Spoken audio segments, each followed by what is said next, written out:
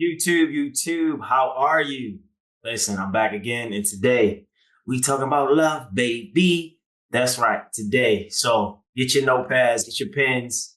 You're gonna get some good information and wisdom from myself, from my life, through my clients, through my relationships, and my dating experiences. Today, I'm gonna talk to you the truth I know about love through divorces, being single, dating, and doing deep healing work, as well as being in a loving, healthy relationship. So be aware. It's going to be a phenomenal discussion because I got so much to share. And by the way, this message that I'm giving to you today, I channeled this message. So it came to me. So there's three forms of love that I'm going to talk about today.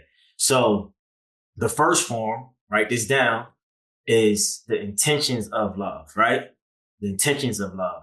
And the intentions of love is to be. And then the second form is the process of love, right? The process of love is to grow. And then last but not least, the third form of love is the outcome of love. That's right. The outcome of love, which is healing and evolution. So let me preface this and say, just so you can get context, if you don't know who I am and what I'm about, I'm Eric Bigger. I'm a TV personality, an author, a coach. I'm big into personal development, self-help. I'm also a mental health advocate. And in my course of my life, I've dated so many people and I've been single for a long time, right? And I'm going to give you the catch to being single, right? As well, I've been on dating shows. I've been on 4 dating shows, right? By the way, my fifth house, North Node, is in Pisces, if anyone knows astrology. So I'm also into astrology and numerology. But I want to share my personal experiences because this is what I've been picking up, especially this year alone. I've helped 3 clients transition through a divorce. And I'm talking about 15 years, 17 years, 21 years. So what do I know about marriage and divorcing and getting to the other side of love if I haven't been married, right? We're going to clear all that up today. But remember the 3 forms of love: the intentions of love, the process of love, and the outcome of love, right? Most of my life, I was a giver, a people pleaser. I just gave, I overgave, overdid because I only felt love if I was accomplishing, giving, or doing, right? That came from a weak root of emotional abandonment because of what I didn't get emotionally from my caretaker, my mom, my dad. I looked for it in other people, meaning I became what I wanted for everyone else, but I never let people love me. I just loved everybody. Being on dating shows, The Bachelorette, Bachelor in Paradise, Winter Games, Match Me If You Can, that was on Viacom, great shows. And I just been in this space of just evolving myself through loving myself more. And in my 30 plus years of living, what I've discovered through myself and through social media, reading books, and just having clients that are married, divorced, or have just been in long-term relationship, even family and friends, is that the world programs us to think the way to get love is to be in a relationship, right? And the not only way to be in a relationship to love someone, right? From a 3D perspective, material realm, that's true.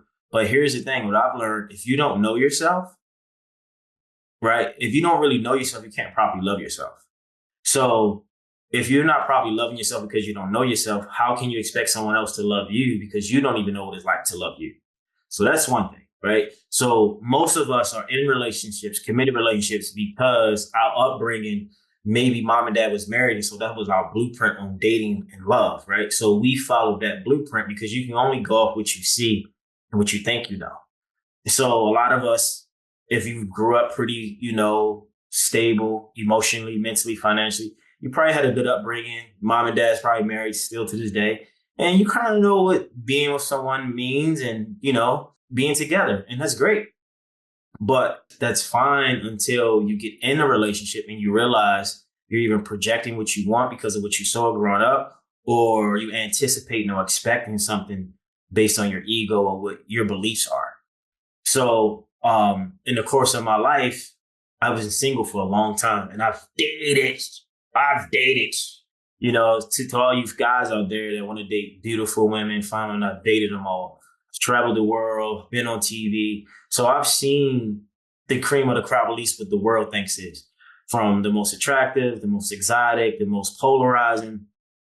And I've been in some relationships as well. And in most of those relationships, there was more surface level relationships. It was all about the physical and all about lust. There was no really deep intimacy or no really deeper, like there was emotional connection, but nothing deeper beyond it. Once it got that close, I ran or they ran, right? So now on the other side of, not too long ago, I was in a relationship that was very toxic. I was in it for like a year and a half. It grew me. It woke me up to my divine union within. And I discovered like, wow, because in this relationship, in most of my life, I always felt inferior to people who've been in relationships for a long time because they had the experience. So I thought like, oh, if I don't have experience in a relationship, how can I be in one? It's kind of sort of like if someone who don't have a college degree, they don't feel like they might not be adequate enough mentally or educationally. So they overwork or overdo in other areas of their life to kind of like compensate for that void that they're missing or they think they're missing. So, I give credit to people who've been in relationships long term. And then, as you get older, I started to do a lot of work on myself, like deep healing work, you know, things that healed my life. And I discovered like, man, I'm getting to know who I am. I know myself. And so in my last relationship, this person has been in several relationships, been dating since they were like in their 20s. And, part of me felt like, damn, maybe they can teach me something and maybe they could, right? And as the relationship was coming to an end, their behavior didn't match their supposedly experience. And I was just like, how you got all this experience in a relationship, but you're self-sabotaging this one we're in? And I'm like, what's that about? But I don't have the experience, but I have the knowing because I know myself and I love myself enough to know what's good and what's not. Also from a human psychology level. And this video is not about putting people down who've been in a relationship who haven't done work. It's not about that. It's about my awareness of realizing the world has programmed us to believe that if you're with someone for a long time and you love each other, you know what it's like to be in a relationship. And yet it's not true. You can't equate a quantity for quality. It don't work like that. And I think we take that as face value and it's not true. And like I said, this year I worked with 3 separate women who first relationship, she was married for 17 years and almost 15 years, almost 21 years. And I helped them transition through a divorce. And what I learned was that they didn't know who they were when they was in that relationship because that relationship was creating their life and creating their reality. And so they thought that's what love was. And at some point it was. They have kids, they outgrew parts of themselves. One, drank a lot and didn't, they stopped drinking. At some point, another one was like highly in love and had a child and got married. Then the intimacy just fell off. Another one just built a business, all these things. So I say all that to say, I've been getting real life experiences of what dating and what love is. And I know now what a true relationship is. And I'll get to that once I give you the 3 forms of love. Listen in. So the first form of love is intentions. The intention of love is to be, right? Love is just presence. It's just being here. Just be, right? Like just sitting here, you are love. You're loved, right? Like you ever see a dog or you see a baby and they just so present and you just want to hug them and you want to hold them because they're a bundle of love. They're being. A lot of times in relationships, we're not being, we're doing love. We're not being love. So the intentions of love is to just be as you are, not as you think you should be because you want this person to like you or you want this, you want this validation because the attention doesn't equate to value. Just because someone's giving you attention doesn't mean they value you. So the intentions of love is to be present, to be here now and to be yourself, your most authentic self. Not the self the world wants you to create to get the love, to get the followers, to get the likes. It's all fabricated. It's all part of the matrix. It's all fake. Trust me. So that's the intentions. The intentions of love is to be present, to be here now, to be yourself, your most authentic self, your truest self. All right, you got that.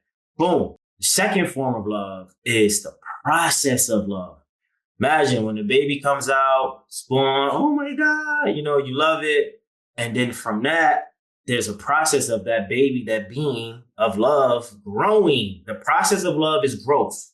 You ever been in a relationship, a loving relationship, and just it don't have to be like romantic. Just think of someone, mom or dad, or someone who's really close to their father or their mom or maybe an uncle or aunt, and that person loves you so much and they help you grow. That's the process of love. The process of love is to grow. You raise a kid, you help them grow by giving them love, right? You know, you grow yourself by loving yourself, right? Like, so the process of love is to grow. It's about growth. You cultivate it, you grow to understand it, you give it everything you think it needs, and you actually grow that love within that person, within the thing that you're in, whether it's your relationship at work or relationship with yourself, your skill set, a podcast host, author of a book, right? You're growing that, right? By cultivating it, by enduring it, by embracing everything that comes with it. So the process of love is to grow. When you get married, you don't want to just be, you want the process of that being to grow. You want the relationship to grow. So you do all the work you need to do to grow. So that's the second form. The second form of love is the process of love, which is growth. The process of love is growth. So are you growing in the love that you have in your life? Or are you just existing because it's so fascinating? You're so infatuated. You're so happy. Long term is not going to work out, right? Because life is meant for growth, and love will grow you if it's love. Now, on the flip side of that, if the relationship is not a loving relationship, it can drain you and it can debunk your success, debunk your growth, and you won't grow. You will lose, you will fail, you'll be in pain. So that's like, if you're not growing in this relationship that you consider love, it's not love. It could be codependency, it could be a trauma bond, or the sex or the intimacy is so great, you're confused. So be aware. The third form of love. It's the outcome. And what is the outcome? The income. The income is what the investment you put into the relationship, into yourself, into your partner. And then the outcome of love is healing and evolution, right? Once you get to a space where you have this loving thing, you cultivate it, you embrace it, you learn it, you do everything, you grow it. Now the outcome of it is to heal it and evolve it. And now eventually, if it's a loving relationship, marriage, now I think it's best to have some offspring, right? Potentially have some kids or birth a business through the portal of love you created with someone, right?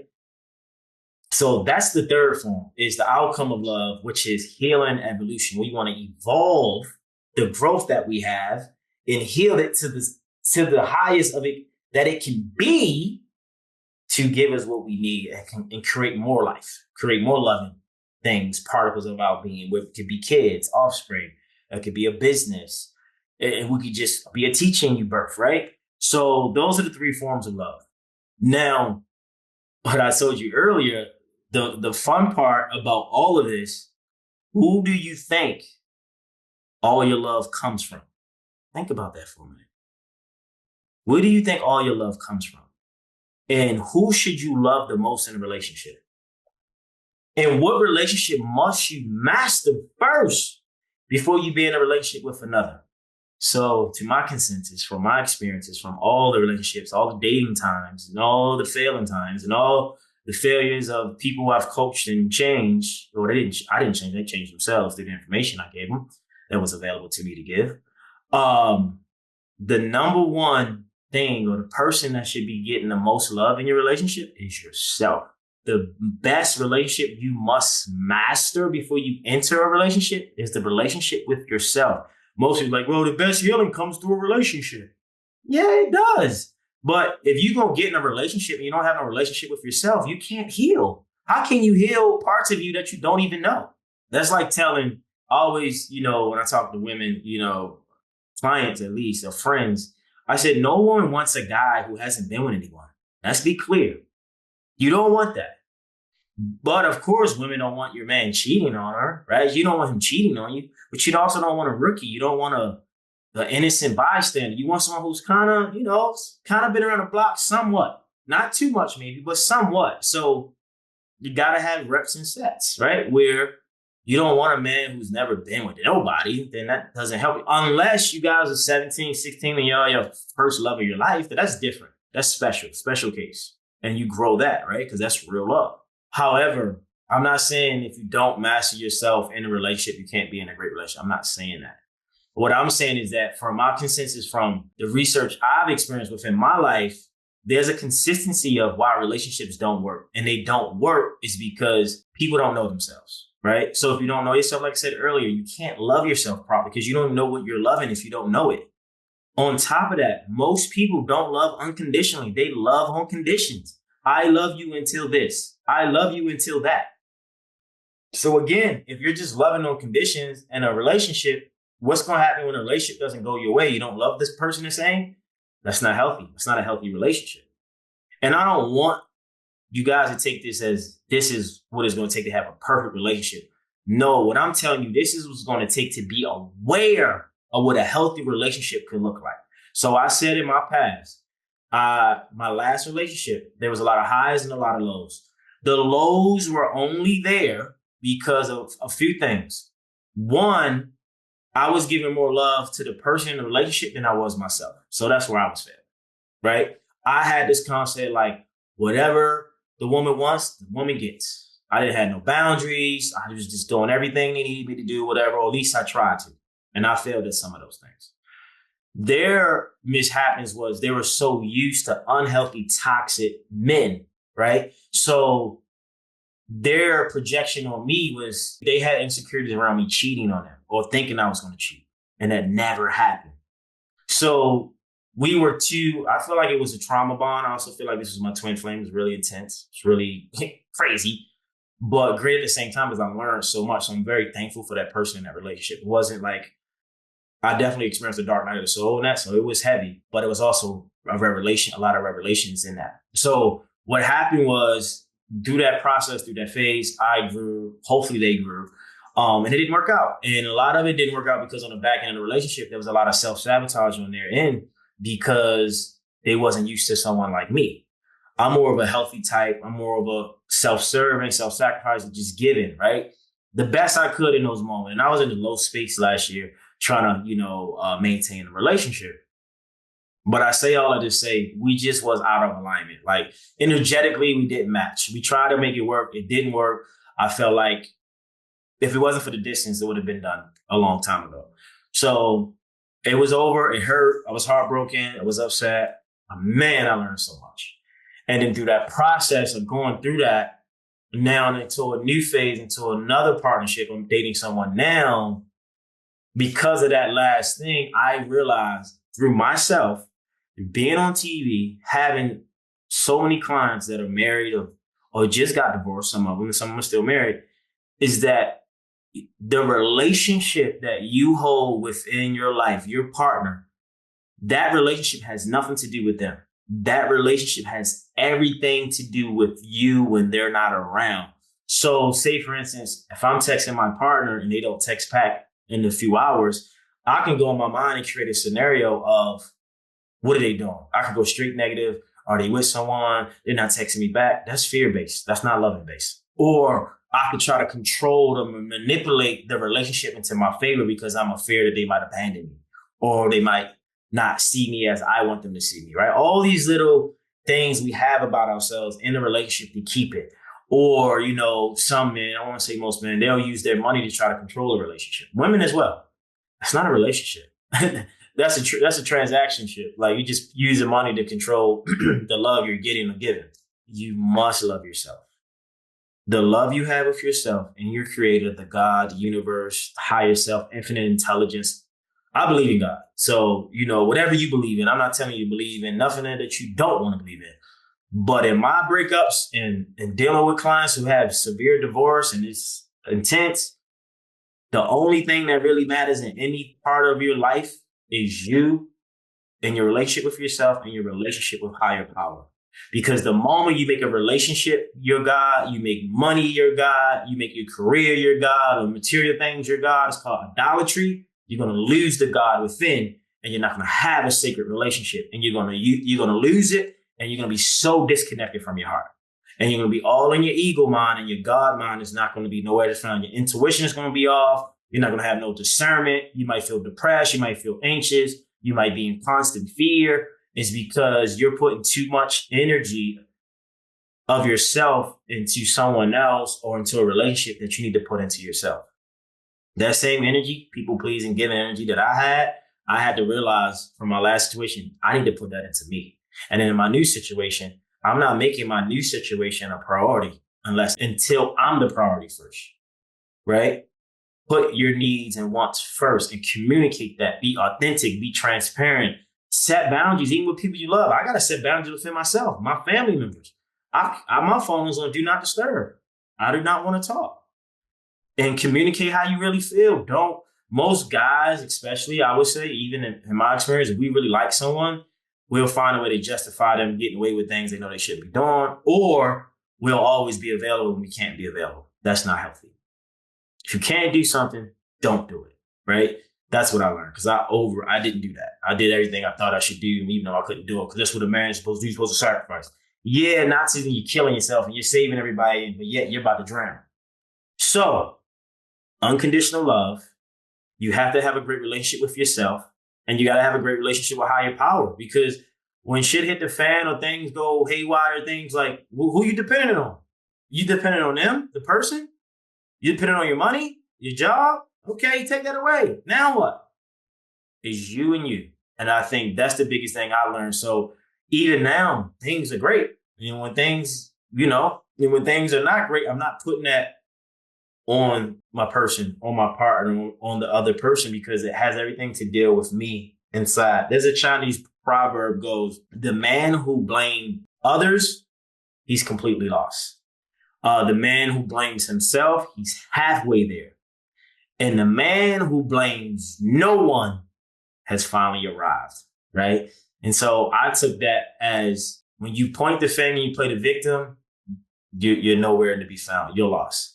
When you point the finger at yourself and you take radical responsibility and acceptance, you understand, okay, I want to be accountable for what I can control.